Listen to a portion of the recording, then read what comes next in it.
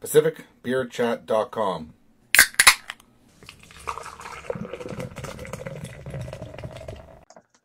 This is the third and final episode of Chelsea and my trip to the Kootenays. In this episode, we talked to Trail Beer Refinery, located in Trail. We started off talking about their first batch of beer, and it just starts right away. Cheers. Like drinkers can sort of relate to, and then we can sort of pull them along and try different styles. Yeah. But what we did is, our first batch, we had a setting went wrong on our fermenter, and it was way colder than it was supposed to be. We actually brewed 50 hectoliters, and when we transferred over the bright tank, we only got, there's 30 went over. So we thought we did some math calculations wrong. We're pulling all the brew sheets and going, how do you just miss 2,000 liters of beer? So the brewmaster was just going nuts, going over everything like, does not make sense. Yeah. And we opened up the fermenter, ice everywhere. It's like, oh, it froze, like literally 2,000 liters. Yeah. Oh. And it's like, oh, this is like the worst mistake ever. And then we tasted it, and it's actually pretty smooth. We had to get it retested. The 5% turned into 7%. We had to send some of the, we couldn't use normal testing for it, so we had to send it to another brewery to do proper testing to see what it was. And people love it. And it's kind of a good story. It's an ice beer. You know, like Molson spent millions back in the 90s trying to create ice beer. We did it by accident in first batch. We have no idea how to do it again, though. Yeah. So our brewmaster figures he's going to try to do something to kind of replicate it. So that's the one. Trail Ale. This one is basically an amber ale, unfiltered. I think we had to filter that one a little bit just because of a bit of a mess up. We're still sort of learning the ropes, but our goal is to make that one unfiltered, where the lager will be filtered. And it's just sort of a bit of a malty, easy drinking ale. I guess just sort of pulling people into that a lot of people that don't drink beer, that seems to be their go-to, and it's working good. Then the other two, we have a Hefeweizen that we just pulled out last week, just a German style Hefeweizen, and I'm really happy with that one. That was a really, really good beer, and we call it Holy Hef. And it just basically couldn't come up with a name for it. Yeah. And just one of the staff members was just like some in conversations like Holy Hef, and like, hey, perfect, that's the name. Yeah. So Holy Hefeweizen. And then the other one's a red IPA. This one actually isn't brewed here. Oh, okay. Our brewmaster we share with Highway 97 in Penticton. Oh, okay. So he comes back and forth. So he brewed that in Highway 97, and we brought it over here. Because I actually live in Summerland, so I know Highway cool. 97. Yeah. Yeah. So we're sort of sharing him. He's coming back and forth. Yeah. He's coming Sunday, and they've got some work to do on Monday. So. Oh, I did not know that. Yeah. So he actually came from Mill Street. Yeah.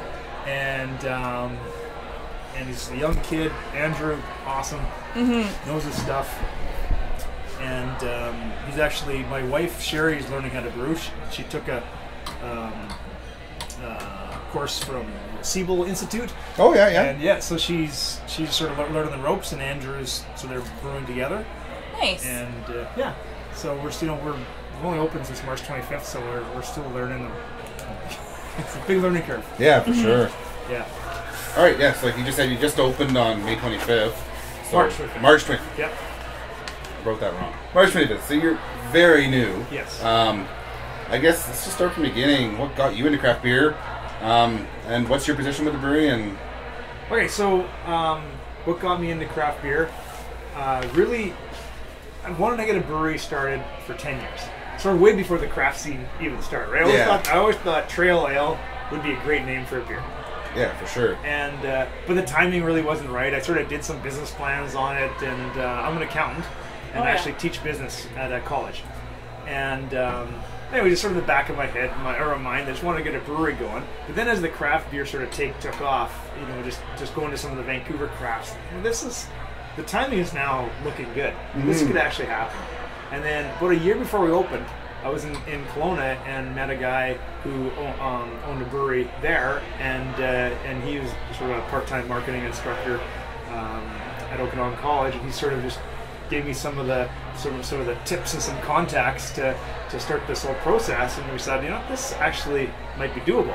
Yeah. So I've never brewed beer. Like I like the business side of it. I don't know how to brew it. I like the tasting it.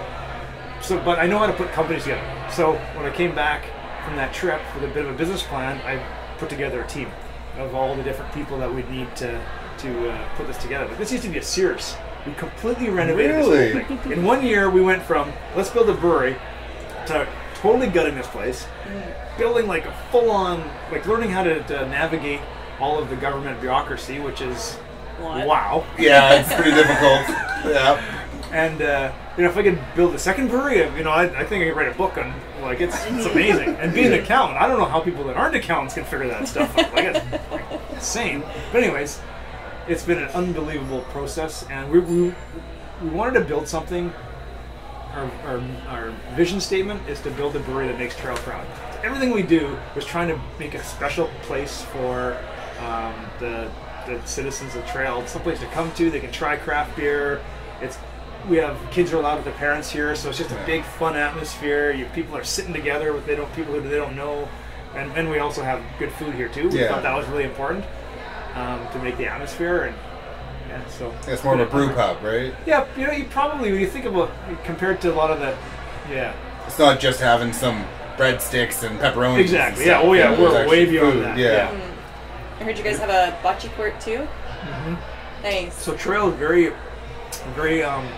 a large Italian community. So bocce is a thing in Trail. So if you're at Trail at a bocce pit, you get it instantly. Yeah. The problem is we're so busy that it turns into overflow seating, so we barely ever get to use it. So it seemed like a good idea when we were building it, but the reality is we're so packed all the time that Sunday afternoon is about the only time you can actually use it. When you guys aren't open yet, you can play. Yeah, exactly. Yeah. I guess, are you originally from Trail then? Yeah. Okay. Yeah.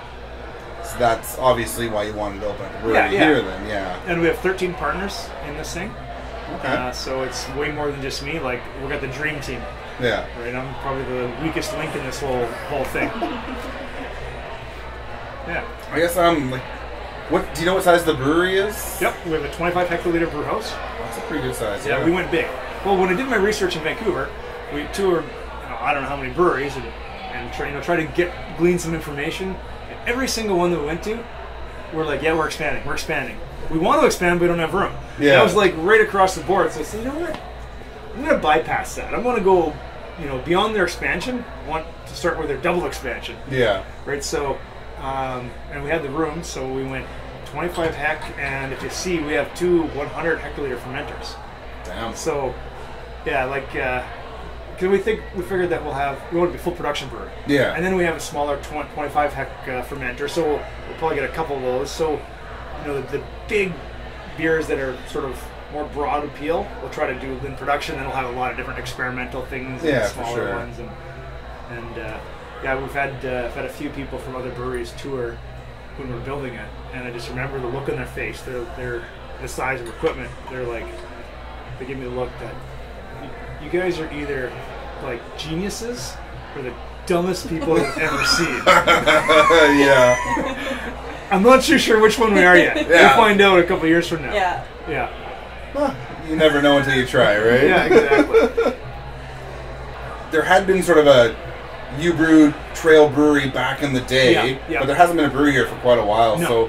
What's the support been like? It looks busy right now for sure. Nuts. Jeez. This is normal. Nice. This is like this Tuesday. Really? And Trail, we have lineups. Trail's never had lineups. So we've completely revitalized this area of town. And there's a bunch of other bars and restaurants that are expanding and saying, hey, let's put some money and make this thing nice. And so it's really increased the confidence of Trail. Mm-hmm. And, that's awesome, and the support has been phenomenal. So I know I haven't spent a lot of time in Trail myself. I'm not very familiar.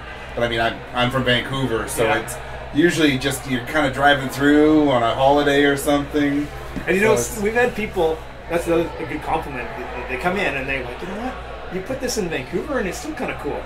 Like it doesn't sort of fit in this really small town thing, right? So, but I mean, it seems to because you're full, right? So it's working. Yeah.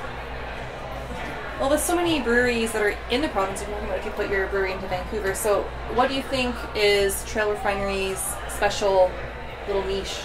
Have you found that yet, or are you aiming towards one? I think our niches were from Trail. So we're trying to win the trail market, right? In this area. Yeah. So I think that gives a competitive advantage because we're trying to be an industrial brand. We're blue collar, but blue collar classy, you know, and that's what we're trying to be clean. You look around, you see the metal, you see the wood, the barn wood that we reclaimed brick along the kitchen, and you know, everything from our logo, everything sort of that industrial clean brand. And we're not trying to be crazy experimental craft where I think a lot of Vancouver, they sort of have to, right? There's so many different breweries, you gotta be something different. Yeah, exactly. Us, we can just go back to the basics here, and for a lot of people, this is the first time they've even tried craft beer. Yeah, for sure. I think we're going to grow along with our customers, and then we have a canning line, and we hope to get beer all over the place. So, we're just going to wing it. So you're staying true to your roots and not stretching too far out. Yeah, exactly. But you're going to see where that takes you, I guess. I figure if we can win trail, then we can start expanding up. Yeah, for sure. Yeah. I kind of like it. Like, we're just over at Roslyn, and because they got the ski hill right in view, basically from their place, they got the ski goggles as part of their logo. Just down the street, you've got that refinery right up on the hill, right? Yeah. So why not make that part of your brand? Exactly. I mean, it looks like it's the centerpiece of the town, really. Yeah. I mean, all you can see from right here is that. Well, you know, so Tech, you know, used to be called Cominco. Yeah. They've got a silver refinery and lead refinery. So everyone in town, when we said we're opening a beer refinery, is like, they get it, right? If you're not from the area, you're like, oh, that's kind of cool. But from this area, it means something. Yeah, well, right? for sure. It's like obvious. Half the town works in a refinery, so when we have the beer refinery, it's just like perfect. The other half probably supports the refinery. Yeah, exactly. But if you're a beer refinery, it's a bit better than, you know, a lead refinery. Oh, yeah. Let's refine the water. Yeah. I guess one of the things is, do you think there's more room for some local breweries right in this area? I think so. Like, Nelson's got, what, 4? Yeah. It's amazing, isn't it? Yeah. So, so I think there's room. I mean, I think you got to find a special niche. Yeah, for But you sure. know, one interesting thing is, I take a look at the liquor stores in this area, and it's Budweiser, right? Kokanee, Molson's, right? Everywhere. And then you got a little cross section. I was just in Ontario, in Ottawa. I think Budweiser just got pushed out of the province. Like, all you see is craft. Yeah. Like, that's just normal. Well, it's getting that way in Vancouver too, right? Yeah. And it's going to be a slow creep, I think. Yeah. I mean, with the amount of breweries in Vancouver, right? There's such a lot of competition. So much competition, but also it's everywhere you go is craft beer. Yeah. When you're in a small town, further out, there's a lot of big beer, and if there's not been a brewery in your town, you don't even know about it, right? Yeah. And that's where that's why we're coming in with a brand or a lager that's a better Budweiser type of thing. If you right, like most craft breweries don't brew lagers, like, you know, or not most, but a lot. Yeah, right? They're thinking it's starting to pick up, but yeah, it used to be that way. But if we didn't do that, we wouldn't be able, like, 3/4 of the people, that's what they used to drinking. So, you know, a lot of people are saying, well, all I drink is Budweiser, so, like, try the Silver City Lager. And then they try it, like, oh, that's pretty good. Yeah. And all of a sudden, no, I want that. Yeah. But if it was a big IPA or something, they're not used to it, they'd be like, no, don't like it. You could probably throw a Blondale out there and say, this will be similar to what you're used to. And that's what we want to do, right? We just push it along, and then they're like, now we have people who try this Hefeweizen that would have never tried it. And like, 4 days ago, usually if the lager is our biggest seller, 4 days ago, it won the day. Interesting. So it's like, you're pushing the flavors slowly, and not in people's faces, but just try it out. Yeah, you're not scaring them off. Cool. So, out of all the beers that you're brewing right now, is there one that's your personal favorite? Or I love the Hef right now. Yeah? That's my favorite right now. And we do need to try our own IPA. I have a name for it already. It's ready to. I was going to sort of formulate the recipe, so that'll be coming soon. Yeah. And in the winter, if you look around, so at Tech, you have a lot of the byproduct of the smelting is these black slag heaps. So I'm going to create like a really dark beer stout, and want to call it slag stout. That totally makes sense. Yeah. It's like, you know, we're not trying to be Glacier Fresh water or whatever. Like, this is slag stout. Well, it'll look like slag, right? So it's perfect. Yeah. So, I mean, what town was that we drove through? Greenwood. Greenwood, where it has that old smoke, or the old smokestack, and it's just, I guess, probably slag piles in the back. And you go to Christina Lake and play their golf courses. Their bunkers are slag. Black. Oh, really? It's cool, and actually the best to hit it. It's unbelievable. It rains. It's better than regular sand. Nice. But it's black. It's like they just dump slag from Tech. Yeah. Years and years ago. Yeah. So I think that's going to be a good one. So So again, you're really staying true to your roots and staying true to the people that are going to be supporting you. And we're not trying to pretend to be anything different than we're hardworking. You know, our sort of tagline is work hard or work hard, play harder. Yeah, and that's sort of thing, right? You're going to work, you're going doing outdoors, or an outdoors area, and then you come in to the refinery and have a couple beer. Totally makes sense. I guess outside of what you guys brew, what's your favorite beer style or me? Yeah, or it doesn't have to be local either. It could be internationally. Whatever. I do like stouts. Right, I like darker stouts, and I do like a good ESB. So I'd like to try something like that. Yeah, no, I love a good ESB. And Andrew actually brewed one from Highway 97, brought it in. So we might try to get him to brew something like that here.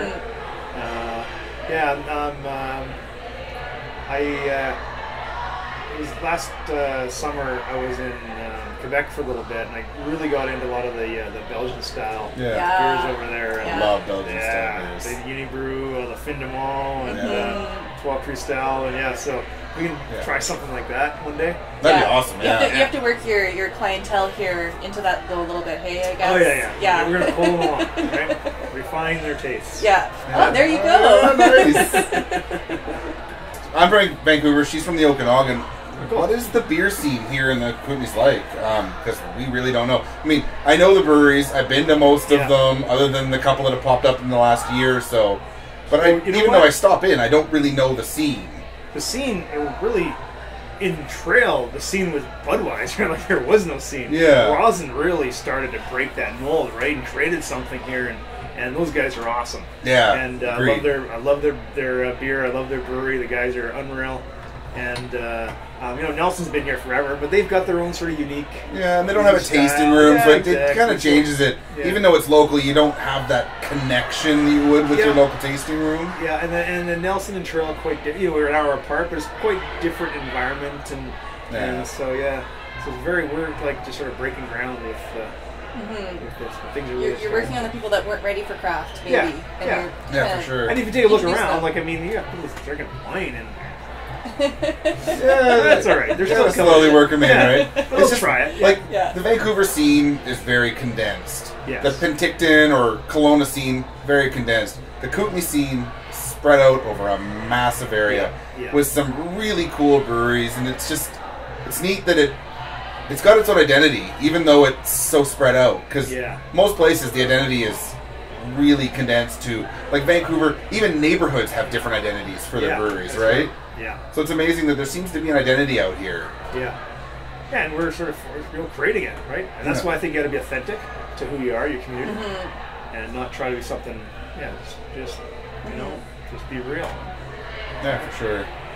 So what are the next kind of big steps, I guess, for your brewery? It sounds like your wife is hopefully going to be doing some beer designing. Are you guys looking at anything else as far as just trail and integrating into the community, or? We wanted to start doing some events too. Like, I really want to get like an Oktoberfest going. And I want to invite all the breweries from Nelson and Roslyn and see if we can get something a cool event. So because we got the downtown, we got a great area to do that kind of stuff. So that's something we want to do. Definitely, we're want to get into the liquor stores and to get sort of expansion up there. We've done a lot of growlers and people that never had even heard of growler, and so. That's just trying to get them to have that beer at their house as well. And know how to actually deal with a growler, because it's not your bottle of beer or your can of beer. Drink it fresh. Yeah, exactly. So which is it's all new. A weird and exciting and new thing to most people when they've never seen it before. Exactly. I know it was for me years ago. But I mean, as it expands, right? Yeah, and it's fun when you get it right. They can see the tanks that it's sitting in, and so yeah. Yeah, and that's a big thing, especially like with people to drink Molson or Budweiser or whatever. There's no connection. No. You look at your can of beer, oh, cool lifestyle. But then you come to a place like this, right? And you can meet the brewer, you can meet the people. Yeah. You get a connection to it, and it becomes part of the community. And we're not trying to be like slick marketing, right? Like our marketing is just thinking of something. Hey, this is something cool we can post on Facebook. There's no thought going into it, really. We're just kind of winging it. Oh, yeah. Yeah. You Never find heard that that before. authenticity is sort of, your customers like that more think than so. the big slick marketing campaign. For sure. Yeah. Like we had some posts before we opened that had over 20,000 hits. Wow. Nice. And like that's like more than double our town. We've got 6 people with our logo actually tattooed on them. No way, really? Before we opened, we did a big special. We had this big grand opening that if you got a tattoo, you got a VIP pass and a gift card. And we had 6 people that have the tattoo. No way. Damn. One of them's in there. I'll show you. No way. That was so cool.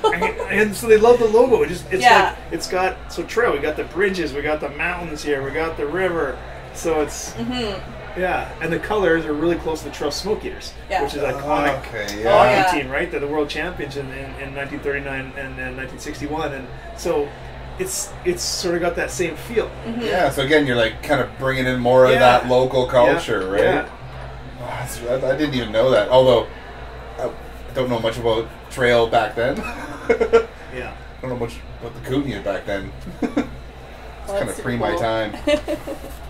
I guess people are coming to the brewery, but what else can draw people from outside of Trail or the Kootenays here? Like, what do we have in Trail Outside for the beer? outsiders? Yeah. Oh, like it's unbelievable. I mean, people got to come for more than just the beer. For some people, like me, I'm here for beer. Yeah. But that's not everyone, right? But So- I mean, a lot of people come for other things than they end with the beer, right? Oh, exactly, So yeah. We got Unreal Golf Course. So we have Birch Bank Golf Course right along the river, and we have Redstone up in Roslyn. Which, by the way, we've got our kegs are going through like a keg every 4 days. This is Nice. going great. That's not bad at all, Yeah. yeah. So phenomenal mountain golf, mountain biking trails like the best, and unbelievable ski hill, cross country, downhill skiing, fishing. So it's really an outdoor, type of thing. If you don't come here for the art scene, right? Yeah. True enough. That's Right? true. You come here for sports, Yeah. for outdoors, and beer. You can't go wrong there. Yeah. Yeah. Not at all.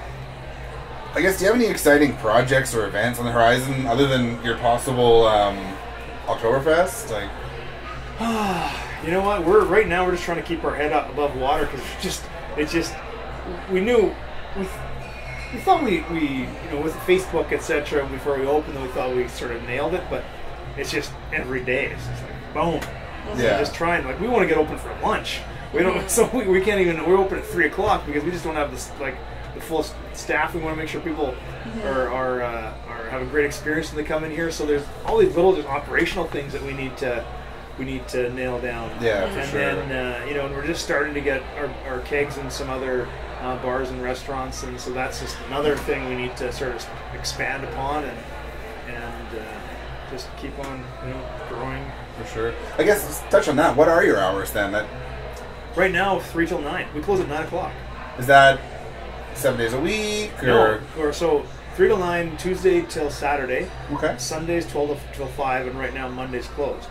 Okay. We want to be full 7 days a week, but we don't want to burn out our staff. Oh, no, for sure. And, yeah. and you take a look how crazy it is. Yeah. Yeah. It's busy full in on, here. boom. So by 9:00, it's like everyone's just Yeah. dead tired. So like a lot of our customers want us to stay open later, but we can't do it. It's a staffing issue more than a demand issue. Yeah. Oh, yeah. Yeah. Yeah. So it sounds And like the thirst was here before you guys got here. Yeah. They just didn't know they were thirsty for you yet. Exactly. Exactly. And the thing is, to be honest, by having those hours, it gets people in here early.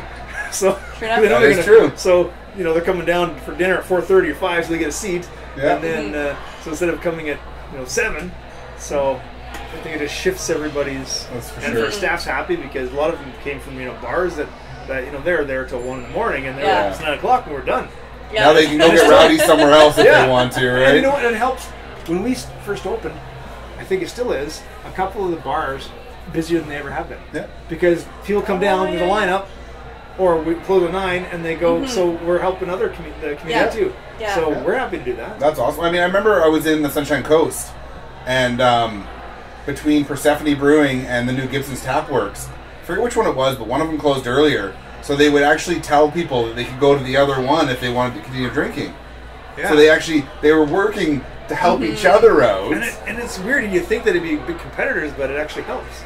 Well, it's like that whole, I was just in Kelowna talking to the breweries there, and one of the brewers at ENA says, a rising tide lifts all boats. Yeah. And it seems like a big thing about just the craft beer community in general. Another brewery isn't competition. Another brewery is more people that want to drink more beer. Yeah. Yeah. Yeah, and you know what? And they take it from Budweiser. Everyone's happy to do that. Yeah, poor Bud. Poor Bud. Oh, wow. Poor Bud. Yeah. Poor multinational, terrible corporation. Yeah. I guess we haven't touched on it. What do you guys serve for food? What do you make in your kitchen really, there? Really basic menu. So our biggest seller is the Refinery Burger. It's huge. It comes with a big knife stuck right in the middle. It's awesome. We actually had to do a kitchen reno a month after we opened because we couldn't keep up. It's okay, so we had to close for a week, and it's like this is nuts. Pizza. So we got a meat lover's pizza. That's my favorite. Nice. And then we have a charcuterie board with meat and cheeses. Awesome big pretzels to go good with the pizza. A couple of really good salads. And our chef Julie comes up with the specials on a regular basis. So a big pork chop, or the food is just it's great. But yeah, just a simple little menu. That's awesome. With a place like this, you don't want a big, extensive menu. No. Otherwise, you got to have a crazy big kitchen and even more bloody stuff. We don't have this the side, right? We want to leave rooms to put in more fermenters and exactly, and expand. Yeah, we're a brewery, right? So. No, exactly. Brewery first. Yeah. You can always tell kind of which place is a brewery first and which is a kitchen first with a brewery attached. Yeah, and there's no doubt about it. When you walk in, you say, "Yeah, that's a brewery." Oh yeah, you see the big brewery. You can see all the cans stacked like crazy. That's cool. Yeah. Absolutely. Are there any great beer fests or anything going on currently in the Kootenays that you guys enjoy? You probably haven't been yet. We've been to the one up at Red Mountain, and so our very first week that we opened. Jeez. And we won a silver medal. Nice. Oh, congratulations. No, bronze. Bronze? Doesn't matter. You want to know. Yeah, more. We're like, we don't know what we're doing. We just show up. The beer literally just got put in the bright tank 3 days before. Yeah. I'm like, okay. Yeah. That's awesome. the beer goggles? The beer goggles, yeah. The guys over at Rosslyn were telling us, because he asked them, what's the best festival? They said, beer goggles, hands down. It was fun. So, I was up there helping, Nice. Yeah. Okay, I'm coming out next year. And then, so we went there, and so we haven't had a chance to go to other events, but we had to show up we have nothing, just a brochure thing, and we had one beer. Yeah. Everyone else had three. A lot of the Vancouver breweries and all their slick stuff. And so my guy who built this place, the construction, Greg, he's he takes a look around. It's we could do something better than this. So he built. You should see the next beer thing we go to. We have this big, huge bar that he's built. It's got the corrugated metal on it, the big metal logo. It's built like a tank. We're gonna show up, and people are like, where do those guys come from? Yeah. It gets cool. Yeah. So, yeah. Nice. You always got to have something, right, that catches someone's eye. And then it's still industrial-based, it's their brand, right? Well, you need to, yeah. Big into That's the town, right? It's an industrial town. You need to have the industrial feel. Yeah. It wouldn't feel authentic if it wasn't, I don't think. Exactly. Is there anything else you'd like to kind of tell listeners about the brewery, or... You know what? We're just... we're trying to make it up as we go. We're learning things every day. Yeah. And it's a real fun time. Our flagship is right here, and we want to get our beer everywhere. One day I want to have some cans in Vancouver. So when someone from Trail's open and go to the liquor store and they see our beer there, they're like, "Oh, that's super cool." Yeah, no doubt about it. So, yeah. How can they find your brewery online? www.trailbeerrefinery.ca. Okay. And check us out on Facebook, so Trail Beer Refinery. We try to post regularly, and there's this cool stuff on there. You can go back and see the old videos, and you can see the tattoos. We're getting the tattoos. It's so rad. Yeah, it's pretty cool. Not a lot of those happening out there. So we did the first video, and I was in there, but I put a sticker on my arm. And you don't have the tattoo? And it looked super real. Yeah. And that's when we said, "Here's the offer," and the thing just went through the roof with the post. And that's when we had within 2 hours, we had 10 people. We're in for the tattoo. And then when the first people they're in the chair, and I had to come clean and said, "Mine was for 10. You're really getting this? You realize I didn't get one, but they still went through with it." Nice. Well, you can get one later, right? Yeah, I'm putting a lot of pressure on it. Yeah. That's too funny. Yeah. Okay, well, thanks for having us. Yeah, thanks, Mike. Yeah. It's great to check out new breweries, and it's always exciting because the scene just keeps growing. Yeah, and it's super fun, right? All the people are fun. We're learning, we're learning so much about this. And I just love that there's no actual competitors in this industry, really. Yeah. You're all competitors, but you're basically all fighting against the big guy. Yeah. And you're always helping each other out and kind of. Exactly. I mean, maybe in Vancouver there's a little bit of market share kind of pressure, but I mean in Trail and Penticton and Rossland and all of these small communities, it's just people seem to be really thirsty for beer. Even in Kelowna, I found it interesting because now there's 5 breweries in Kelowna. Yeah. 2.5 years ago there was 2 breweries. There was Tree, and then there was Freddy's Brew Pub, right? Yeah. And even the 5 now are not fighting for market share. They're still sharing the same. I love B&A. I think everyone does that's at it. Yeah, there's B&A, there's Kettle River, now there's Boundary up by the airport. Yeah, I haven't seen that one yet. They're doing also really close good. to the university. Tree Institute, they've been there. Yeah, but it's just funny because it just seems like the more breweries that open, the more people they all sell out of their beer. They're not fighting each other because they're all still selling out of their beer. Yeah. The day that nobody can sell a beer before it goes bad will be the day that there's a hard day in brewing. Some of those see our system. I'm like, okay, you might have trouble selling out your beer once we get this thing going. Full capacity. As long as you got a truck, you've got lots of customers in the Kootenays here. Even before you try to get out to Vancouver or whatever. Oh, yeah. I mean, there's lots of little towns. Yeah, there's 50 different bars and restaurants that if we can get a tap in.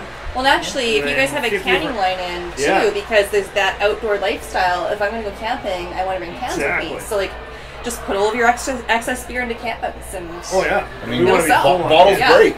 Yeah. When the bottles break, they cut people. That's why we win cans. Yeah. It's really smart, yeah. And I mean, if people are used to macro beer here and you're trying to convert them, they're probably used to cans anyways, right? I mean, personally, in craft beer, cans are awesome. They don't get light struck. Yep. They better. Chill faster. Yep. They chill in a lake or whatever.